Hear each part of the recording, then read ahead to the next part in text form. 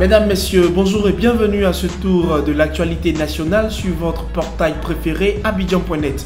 Nous démarrons donc ce défilé des journaux locaux par le quotidien Fraternité Matin qui affiche, et je cite, « Le 3e congrès du RDR ne sera pas une tribune d'invective ».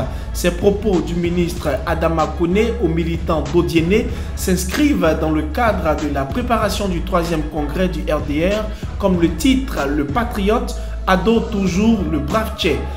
Pendant que le RDR exhorte ses militants à une forte mobilisation, le PDCI RDA, membre de la coalition du RHDP, de son côté prépare sa pré-campagne.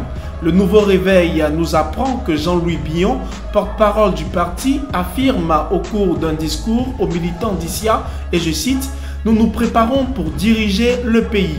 Dans la même veine, Mme Henriette Konan-Bédié mobilise l'Union des femmes du PDCI.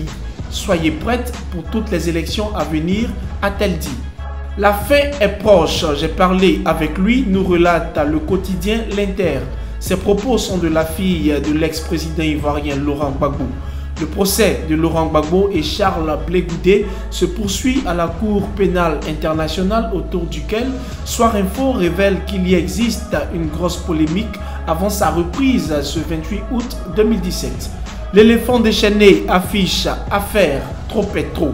Le quotidien pour sa part décortique ce que pense le président de l'Assemblée nationale. Ce qui est dans la tête de Soro Guillaume laisse entrevoir les projets du locataire de l'hémicycle. L'organisation du Hajj 2017 fait des mécontents car selon LG Info, des pèlerins candidats à la Mecque réclament leur argent à l'État.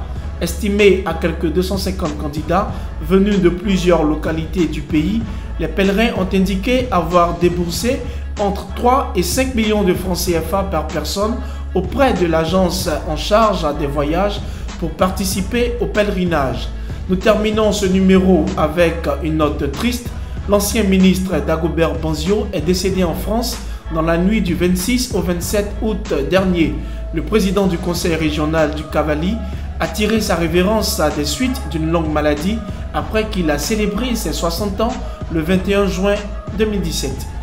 Paix et tranquillité, voilà le bonheur. C'est avec ce proverbe chinois que nous refermons les portes de la revue de presse de ce lundi 28 août tout en vous souhaitant de passer une excellente journée.